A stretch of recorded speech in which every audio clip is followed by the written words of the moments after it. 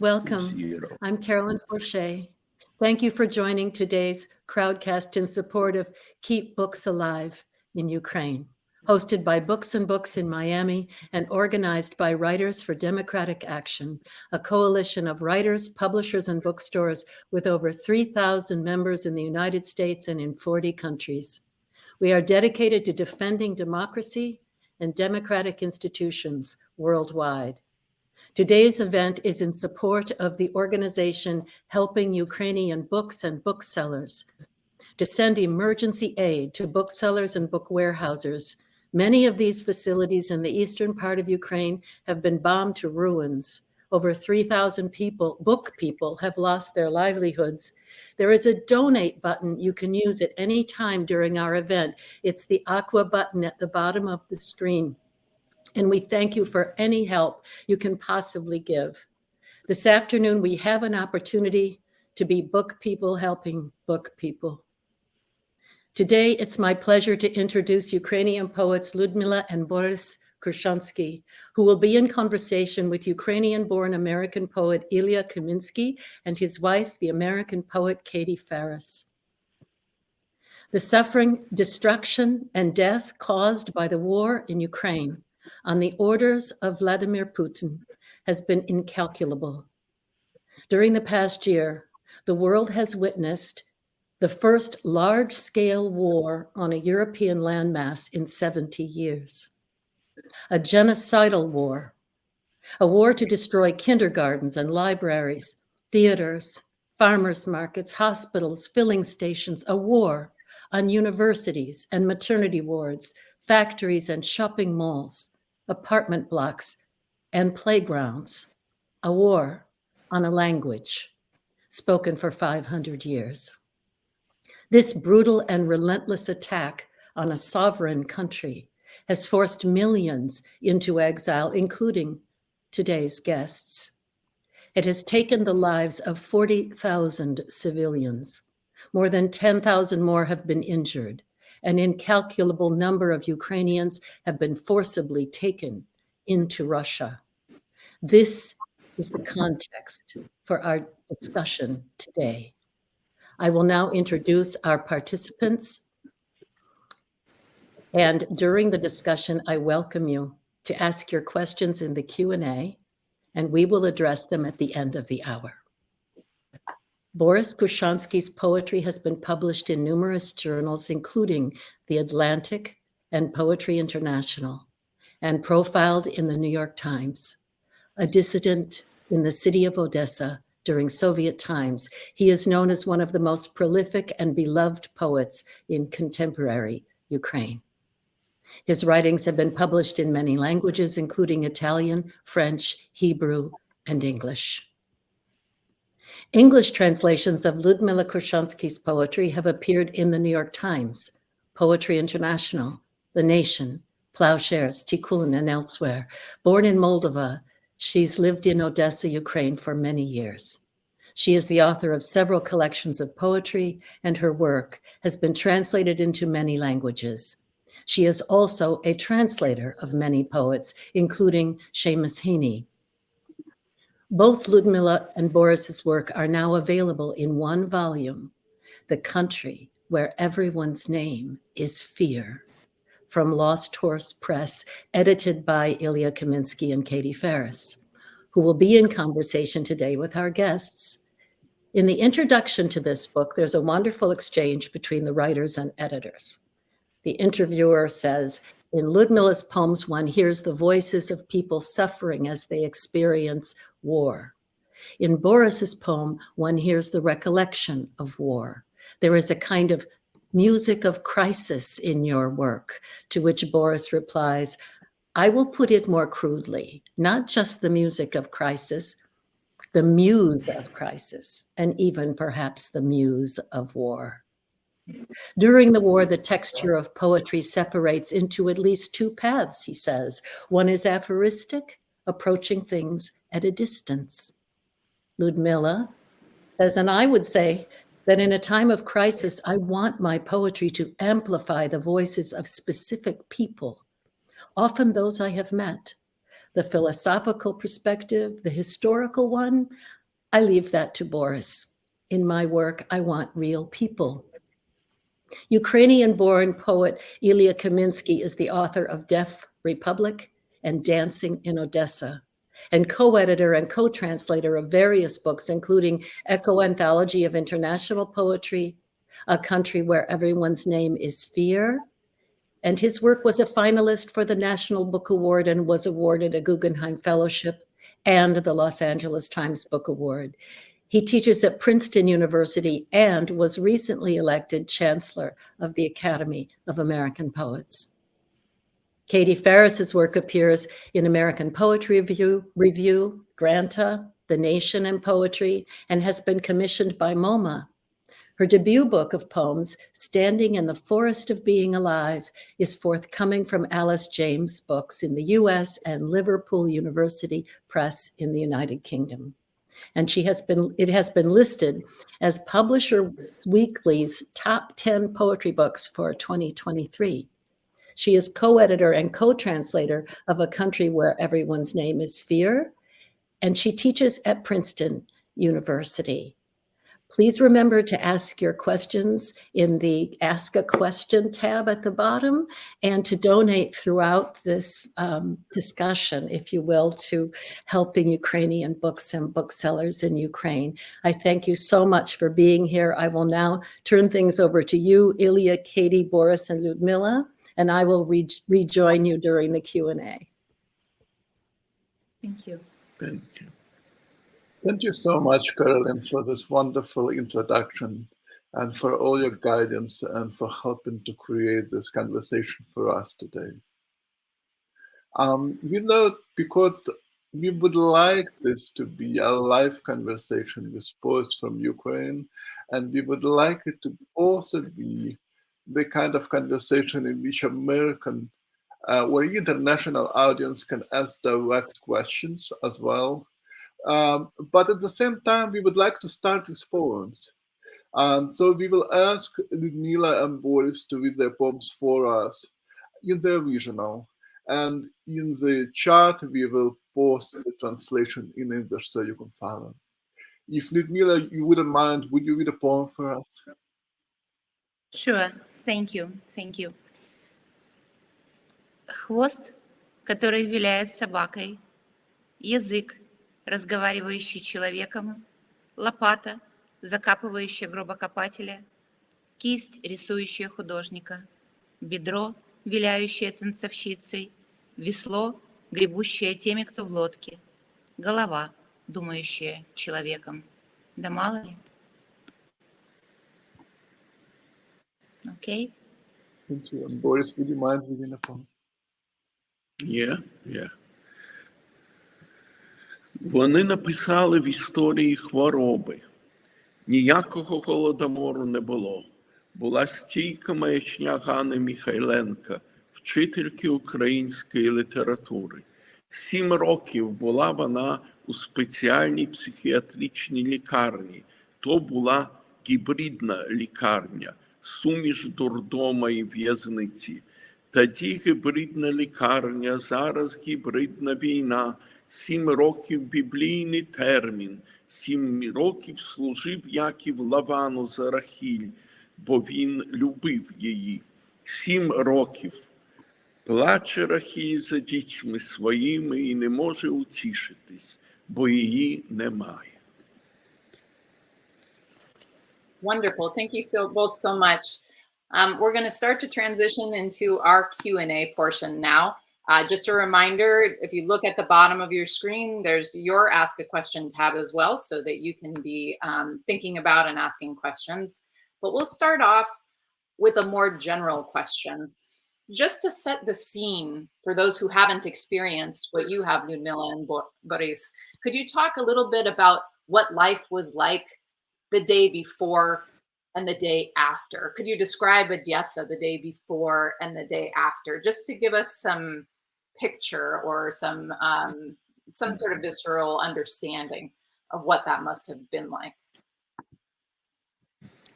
You know, the days before starting the war was not very good. This was days of a prediction, where was day of waiting. You know better maybe than we do how in detail described American in services the plans of invasion. And actually, I believe that some people believe that this publication could prevent invasion. I didn't believe it. We even think about changing the place of our housing to the western Ukraine just to avoid the possibility of taking Odessa by Russian troops. Actually, we were seriously afraid of such a possibility. Actually, many people, even the war professional people, were very surprised that Russian army is not so powerful as it said the heads of this army. And but we didn't manage it because of some private things. I was in the constant discussion with a man who had such information from inside Russia, and he told us it is inevitable. So I was ready to this beginning. And you know that the mayor of Kiev was informed, and he told that even he knew the date and hour when the invasion will start. I didn't know the exact time, but when we hear these explosions, with shelling over rockets, and first day was very, very terrible. But I wake up at 4 o'clock, and Luda wake up at 4 o'clock, and okay, what is it? Asked Luda. I said, it is a war, told I. What we should do? Let's have a cup of tea, answered I, because we didn't have any possibility to interfere, but just to continue our general life. The day before and the day after, we are very similar with one difference. War has been started. I can only add that for me it was a little bit different because, you know, like men who are more experienced, they think about things on a wide scale. And I would say that even with the knowledge that Russian troops were near the border, I would never ever have expected the scale and the very fact of the invasion, the way it happened. Therefore, before the war, I went to bed normally without any fears, any concerns. I was just ready to sleep, and I was really terrified to be woken up at 4 o'clock by the planes flying very low, by the explosions that I heard, and the whole house began to shatter, and the windows were shattering. And I have to admit that at the first moment, I felt something like almost an animal fear without an explanation. This is what it is like when you wake up at 4 o'clock in the morning without realizing what's going on, and your house is shaking and you hear the windows trembling. And that was the worst experience I have ever had. And this fear is so humiliating. This is something I will never ever forgive Russia for. It is something I would never ever like to experience, and I would never ever like anybody else, anybody's child, anybody's mother or father or grandmother to experience what I felt. And even if anybody's cats too. Well, animals is a separate story. Yeah. Thank you both so much for reliving that a little bit for us here. Yeah. Sometimes one is at loss for words, and writers are always probably more so than other people at loss for words. With that in mind, most people in this audience are probably, in fact, writers. And it would be interesting for many of us to know in that moment, not just the moment before and after, but decision to leave your home, uh, packing the bags, trying to find a car to go to across the border to another country, to Moldova, for many hours, trying to cross that border for many hours, trying to decide where you will end up, getting there, trying to settle. This is not exactly time when one is reading 1,000 pages novel.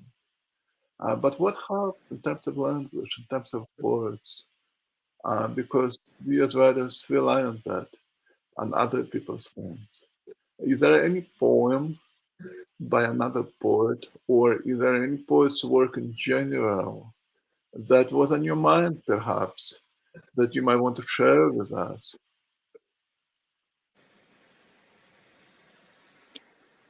Well, I would like to say that I'm usually responsible for packing wherever we used to go in peaceful times. Therefore, I was responsible for packing in the wartime, and I just put some of the medication and the documents into our little handbags.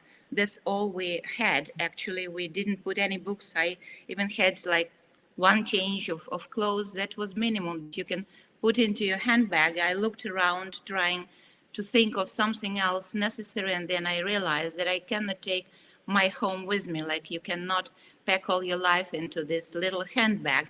And that was quite a painful experience. I remember I was leaving the house looking forward. I didn't even want to look back.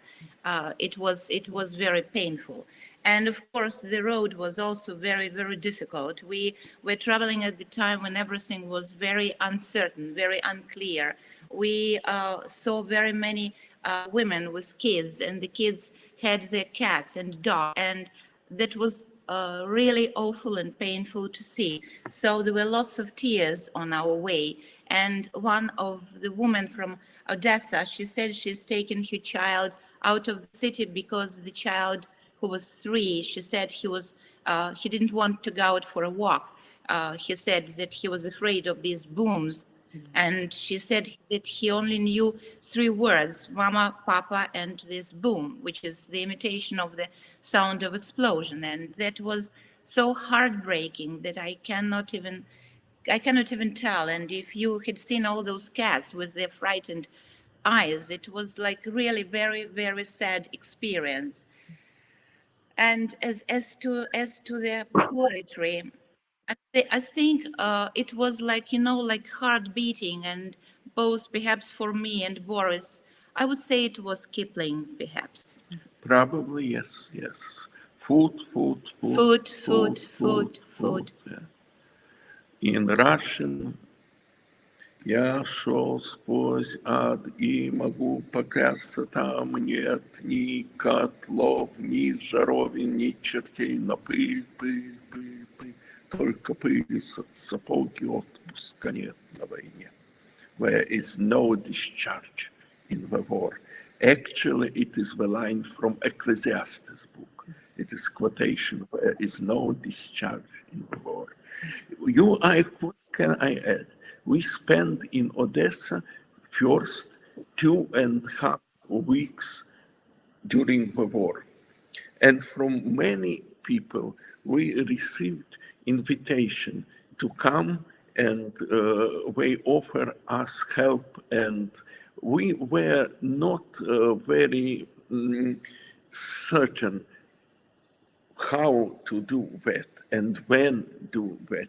But then foundation of Joseph Brodsky, Memorial Foundation, I used to be a fellow of this, give us offer to then go to Italy and to this Civitella Ranieri, which is foundation as well. And we are very, very thankful to them. You know, most of the people who ran away near us in that time, they didn't know what is the address. We did. So we were happy, unhappy people. We should really leave our home, but we know that somebody is waiting for us. It is a big gift in the time of a war. Thank you both. So over the course of your careers, you've both written extensively about war and the suffering that it's caused. And Carolyn did a really nice job highlighting from your previous interviews the differences in how you approach writing about the war. I'm curious, over the past year with this, I mean, really it's just an escalation of this existing political situation that's been around for quite a long time. But how has your poetry changed with this escalation?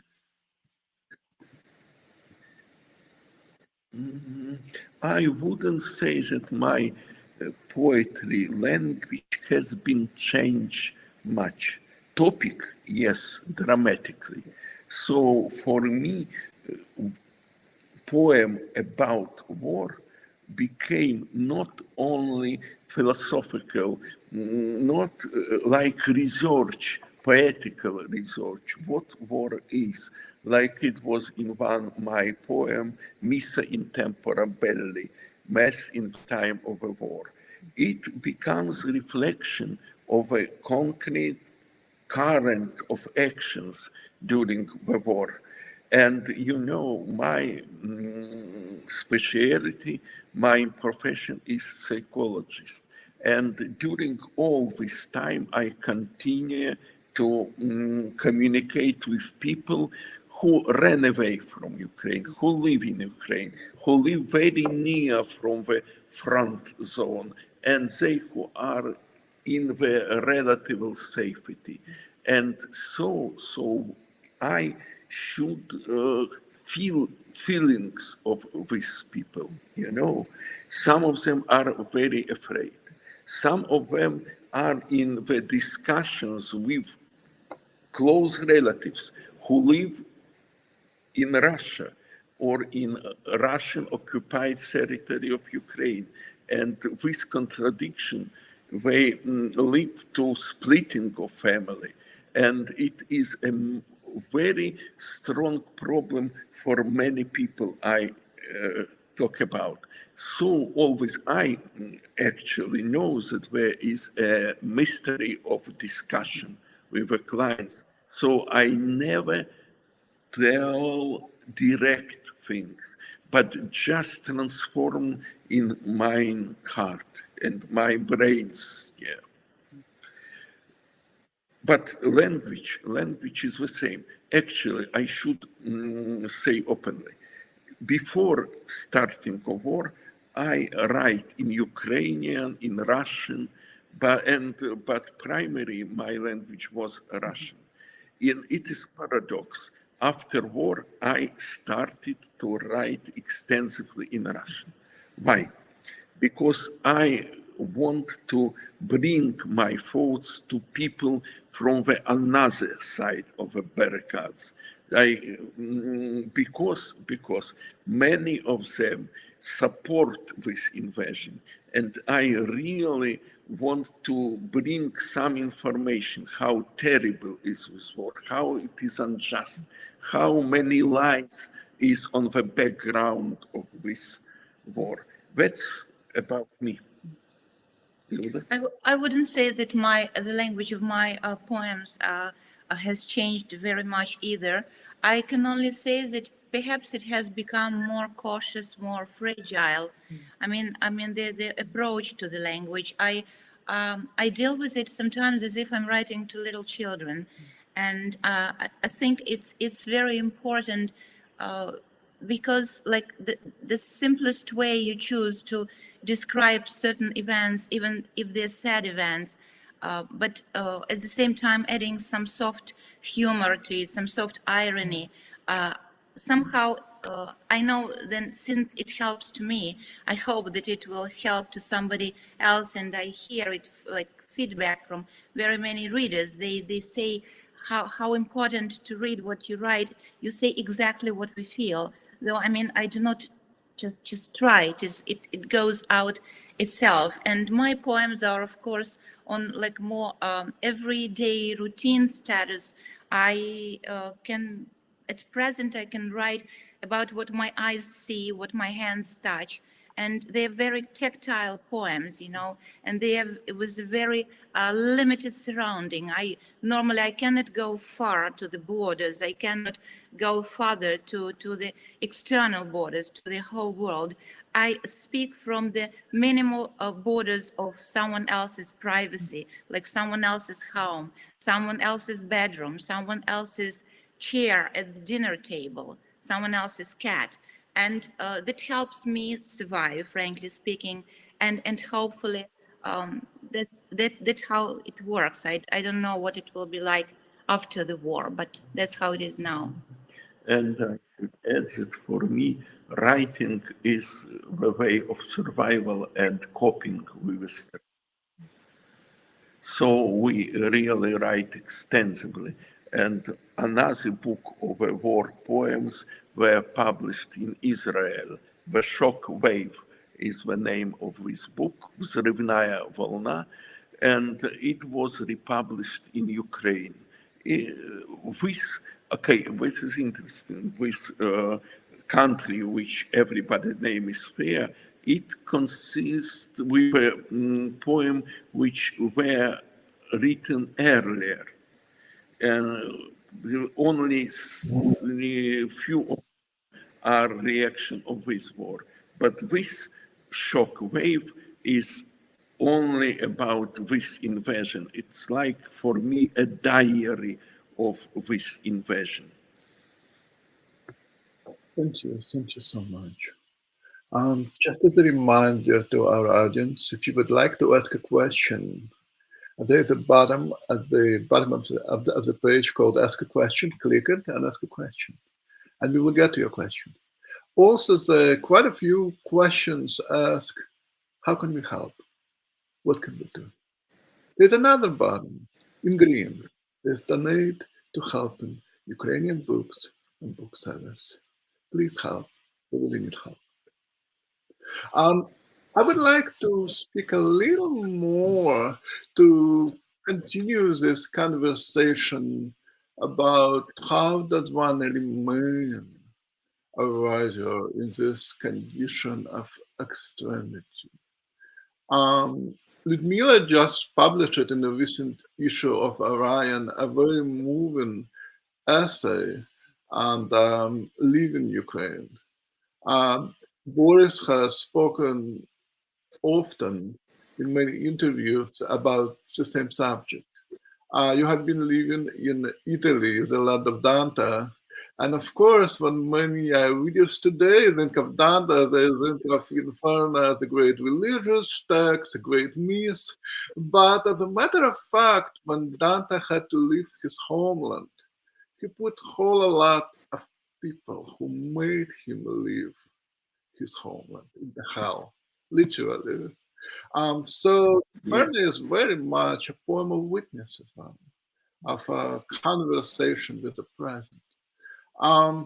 So what does it mean to live not at home, to be a writer who had to no longer be present in the homeland, surrounded by the language of the homeland? What does it mean to be an exile? Do you consider yourself to be an exile? These are the two questions on my mind, and you probably know that I will also ask a question: what are your models for poems of exile? Who are other voices of exile that are inspiring to you, that help you to go on in this condition?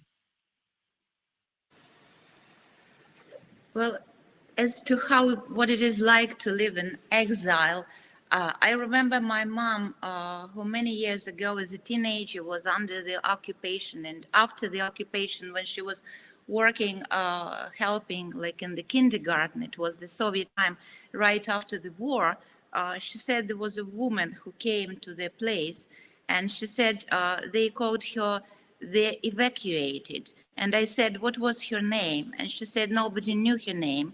She had 3 children. I said, why, how come nobody knew her name? She said she was just, they called her evacuated, like she had no name. Nobody knew where she came from, where she evacuated from. Therefore, for my mom, when I only began to tell her that we might leave Ukraine, she was really scared. She all the time repeated to me, just stay at home, whatever happens. She's the Soviet generation person. And for her, the evacuated means you just go out of your place, out of your country. You become a no-name person, one of many. Nobody can detect you. Nobody doesn't even bother to call you by name. And this is one of a very terrifying image for me. This is the image from the Second World War. My mom is 94 now, and she still is like able to talk to me about things, though it's very hard for her to understand, in fact, what's going on. We do not call ourselves people in exile, or we do not call ourselves refugees. I would just say that I feel like a person who is permanently without home, who is deprived his home, and I expect to get my home back. And I want it to be a safe home. I want it to have electricity and heating, and something something which would allow me to cook food for me and my husband.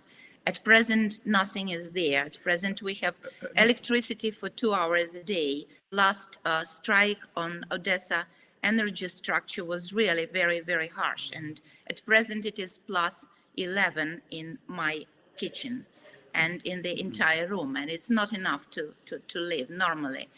And like this is the reality. And therefore, I just don't know what our status is. We are kind of residents and directors' guests of this Civitella, and it is like we're the guests who are just already should have said goodbye, but they just put their coats on and sat down to stay. So that's what we're like now. What I should add, we didn't apply for the status of refugee. We didn't, when we went out of our home, we believed that in 3 months, in 4 months, we would be able to return. A problem was that time we didn't realize that our army could resist, as it started to resist. We had a surprise, and we really glorify our army, which can manage this terrible war. And I should add to the things which told us, Luda, we want to live in democratic, free country, in free city Odessa. We won't return under occupation of Russia. This country, which I was connected actually with in language, in private relationships, friendship, became a monster in my eyes. Sometimes speak Russian for us is a bit shameful here abroad, and we start talk in English and in Ukrainian. Fortunately, we both know Ukrainian are better. Luda a bit worse, but she knows English much better than I. So as a couple, we are multilingual, I would say. It's so very important is to keep Odessa in Ukraine, to keep Odessa as a free and Ukrainian city. I always say, yes, Odessa had had imperial past, but Ukrainian future. We want to live in this Odessa. And as to the poetry, it really helps us survive not our own poetry, of course. Like we read a lot of poetry. We read it to each other, and we very often go back to our favorite poets. We read Mandelstam, Tsvetaeva. We read poetry in English. We go very much now to the war poetry and just sometimes to the First World War poetry, because at this time you also want to know the experience of other people, of how they lived through it. And it's interesting, but the experience is like really very, very, very similar. I mean, this new war is the war of new technologies and whatever, but the feeling of soldiers, the feeling of ordinary citizens is the same. It is like a terrible suffering that humankind has not deserved. It is so very much unfair that some weak and usually not very far-seeing and very limited people can create such a disaster. And I would say that your poetry, Ilya, also helps me very much. And like this line, like we lived happily during the war, it's like a certain kind of an anthem for me of what's going on around this little Ukraine on the map of the world. Like before little. Christmas time, we were walking around. Everybody is preparing for Christmas. Everybody is buying some beautiful balls. And again, I just feel like crying because I realize that everybody else in this place will have their Christmas trees, and our kids might be in the shelters. And I would not have a New Year tree first in my long life, actually.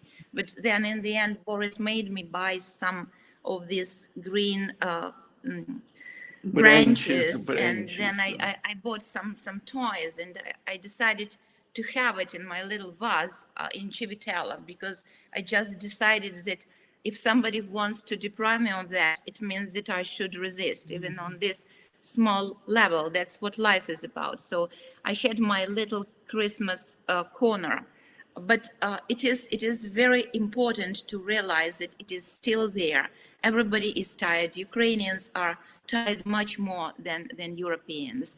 And for me, it is important that other people do not live happily during the war.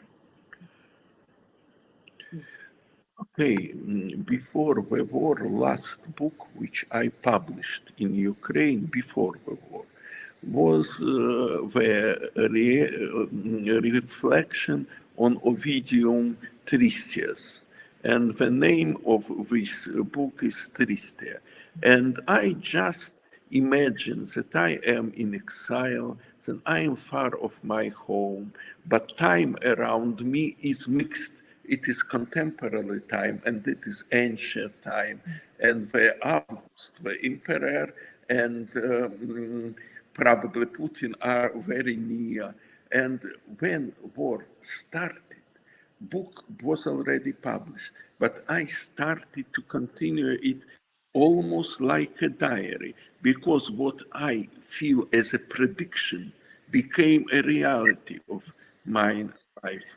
And I didn't want to be in exile. Nobody actually did it, but Putin did it actually. And this threat to be captured by the FSB, and I was a pro-Ukrainian activist, so I have all the reason to afraid. And so, Luda, in Odessa, to be pro-Ukrainian not always is very good.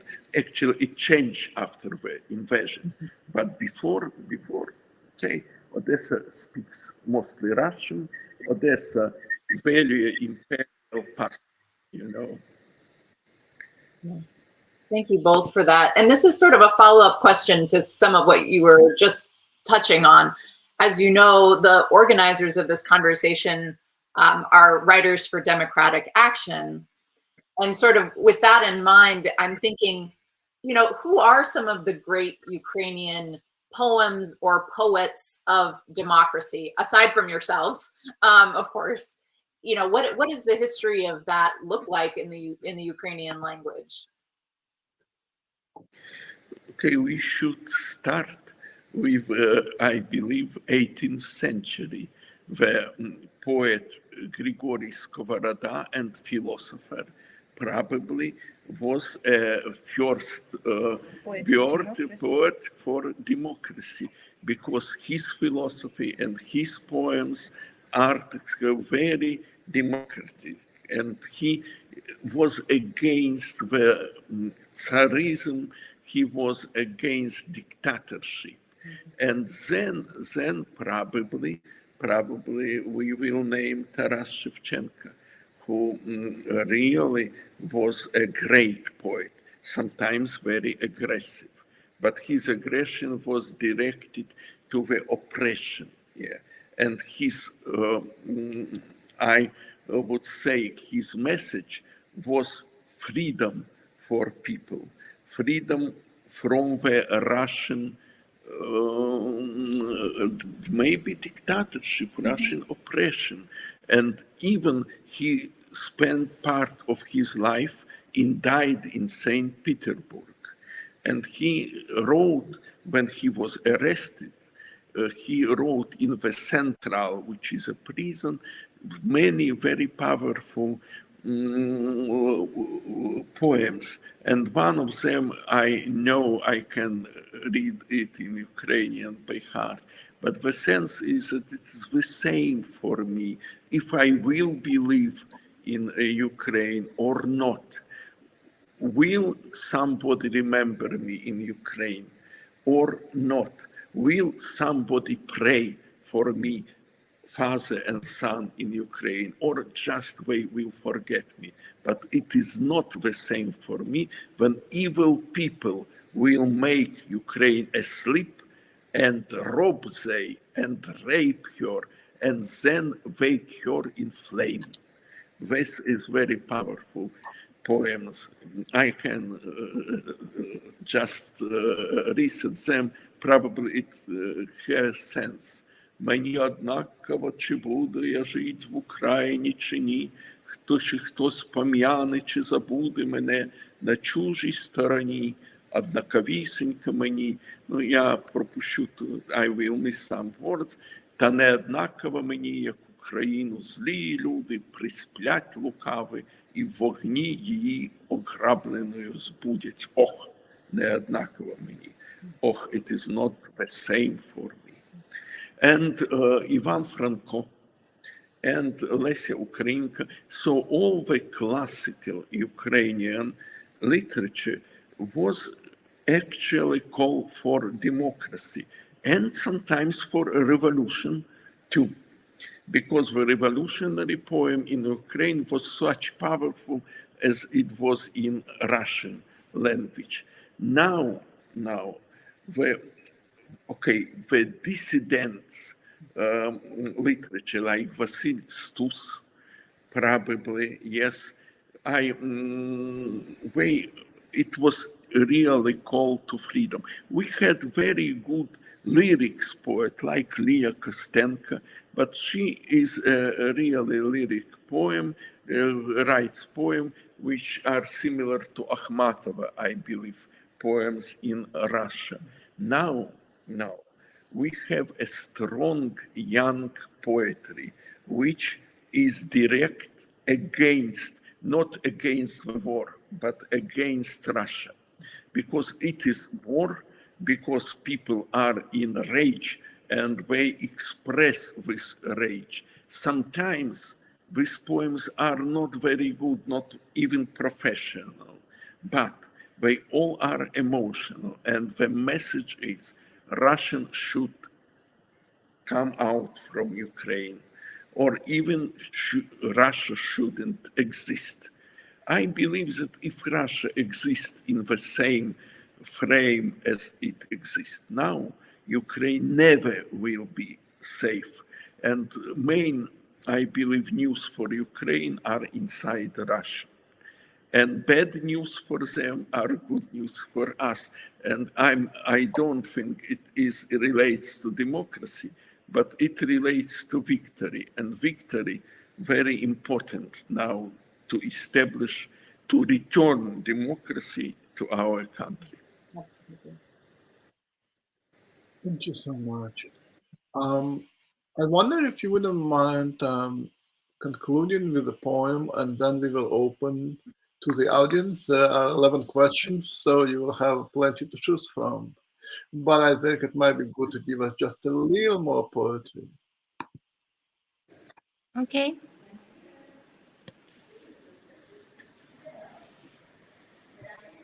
Страна как лужа лежит на военной карте.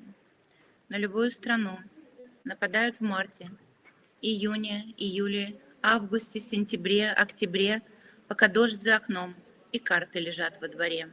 Стой, кто идет, генерал на ватных ногах. За ним человек без мира, а миру швах, миру шах и мат трехэтажный, мат запрещен. Так и будет мир на грани войны пещер. Чемодан, чистилище, ад, перед ним вокзал. Кто сказал, что войны не будет? Никто не сказал. Маленький серый человек отменил 21 век, перевел стрелки страны на зимнее время войны.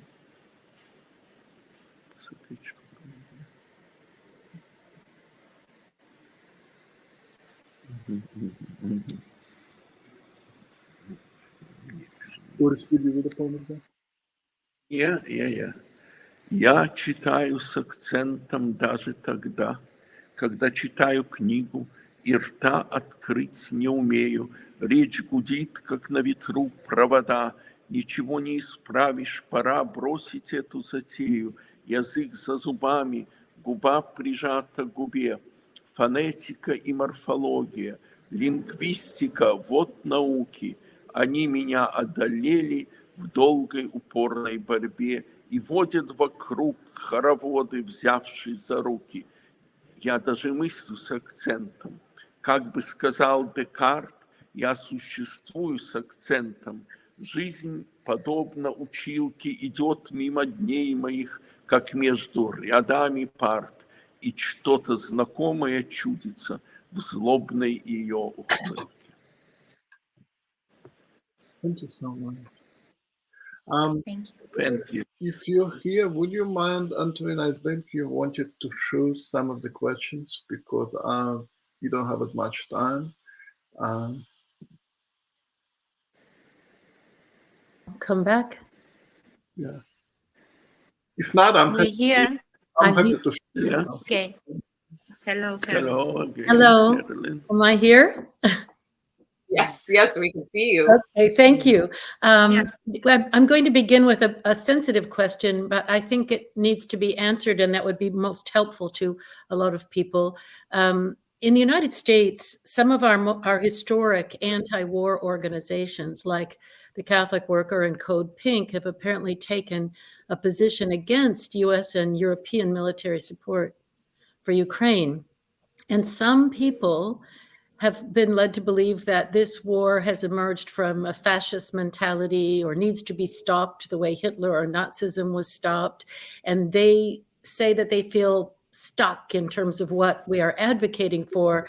I think some of these people perhaps have been listening to certain sources and need some clarity on this issue because it's confusing to people who've supported humanitarian causes all over the world to hear from groups that have always been anti-war that we can't help Ukraine. Can you give our audience a few thoughts about that so that they can feel more clarity? Okay. When I talk to people in this issue, I ask them some question. First, who started the war? Russia. It is very difficult to say that Ukraine did it because Ukraine is smaller and not so powerful, and this huge country, the most big country in the world, actually. And second question, what is territory of war? Territory of war is Ukraine. All our victories and our defeats, they are in the territory of Ukraine.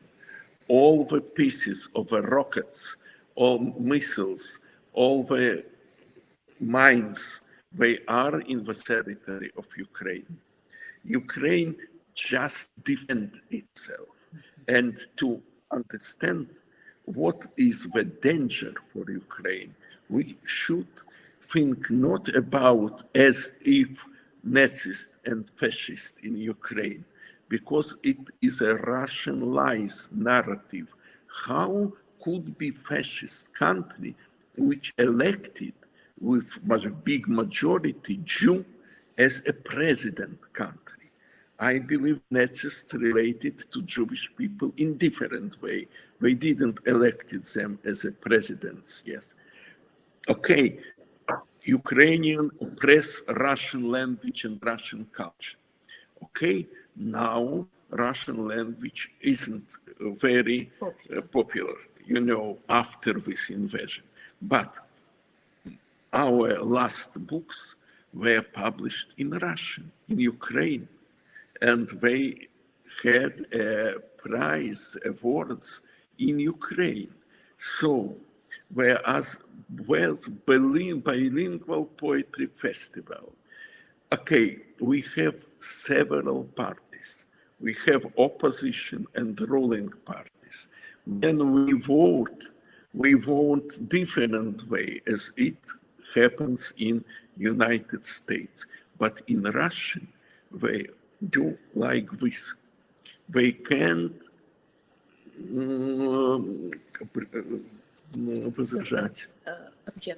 object to the Putin. Putin is a dictator, and his word is the final words. Nobody will object it until now. So when you help Ukraine with weapons, you help for the democracy in all the world.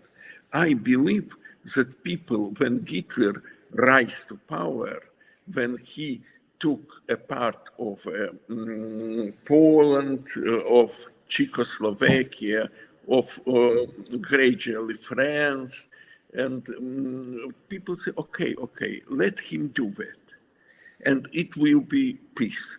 And I remember St. Chamberlain, when he returned after the conversation with Hitler, he just show paper of agreement and say, I bring you peace. But Churchill said, you bring to your country shame. And Churchill was right, because the war started, and for Hitler it is in favor, because he already had time to prepare to this war. Finally, Hitler was defeated. But okay, you know, Soviet Union in that time was probably the main force against Hitler, but it won't succeed without help of United States. We were leading with continued help, with financial, with food, with technique, and now the same situation. But Russia is a totalitarian power, and to defend democracy, it means to maybe to send Ukrainian all that Ukraine now need. Thank you. That is my... If I may step in, I would just remind that when Chechnya was bombed, completely bombed, there were people in America who were saying, well, Chechen government is so it's, apparently it was okay to bomb the hell out of Chechnya. When Georgia was invaded, then people were complaining about Georgian president eating his thigh. When Moldova was invaded, Americans didn't even notice. When Syria was bombed, who was talking about Putin? So it's a pattern, not just in the Russian Federation, but perhaps in Western observers as well.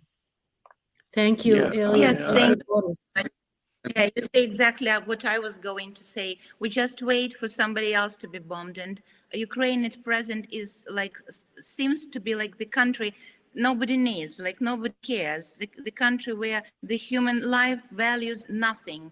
And it is a real pain. And after Ukraine, before that, it was Aleppo. And I remember I was just shocked, terrified, sitting in front of the TV screen. And it continues. And then Crimea. And again, everybody says, okay, it's their business. Let them just kind of find out and let them decide what's going on. And as to the democracy, you have to decide first. Like, for instance, you can live with a neighbor who is constantly beaten by her violent husband or whoever comes to her. You can pretend, put some earplugs and just pretend that you do not hear the cries. Then you can see somebody will loot the same apartment, and you can just close your eyes, pretend it's not there. So just seeing that these rockets, they bomb every day, people's, every piece of their lives, every peaceful piece, you know, and people in Ukraine, in many places, literally, they, in wintertime, they stay in cold, and they do not complain. They do not say, Putin, we love you. They say, just get out of here, just get rid of this country, disappear, because nobody would like to welcome such a guest or a neighbor or whoever. So I think it is for every person to decide whether just to stay indifferent, pretend nothing is going on, or at least if you hear somebody shout for help, just go and help. And that's what Ukraine is doing now. We shout for help. Thank you. Thank you so much.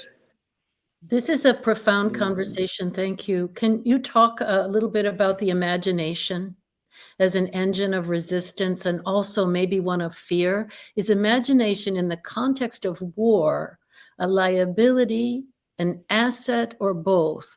What is the relationship between hope and dread? And how can poets articulate or hold on to a balance between the two, between hope and dread?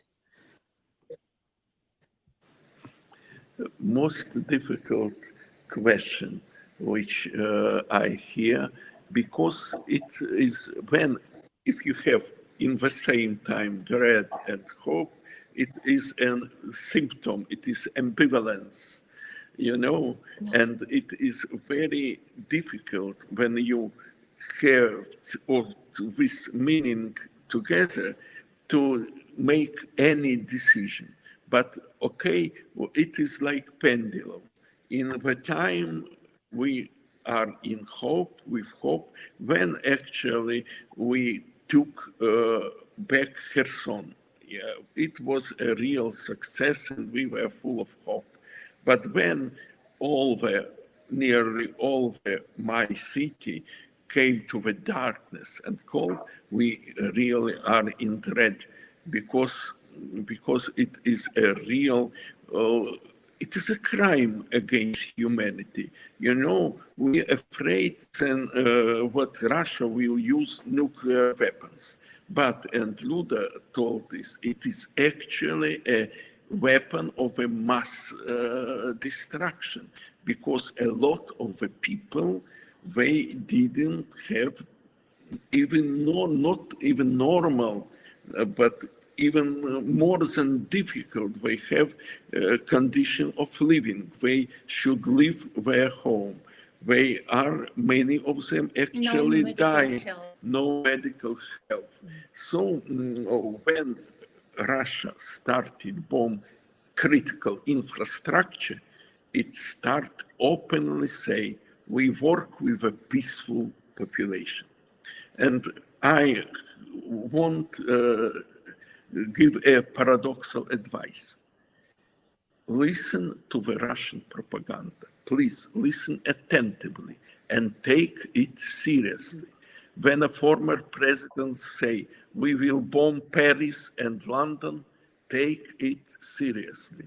When president writes articles that Ukraine doesn't exist at all, and Ukrainian people doesn't exist, and Ukrainian culture doesn't exist, take it seriously.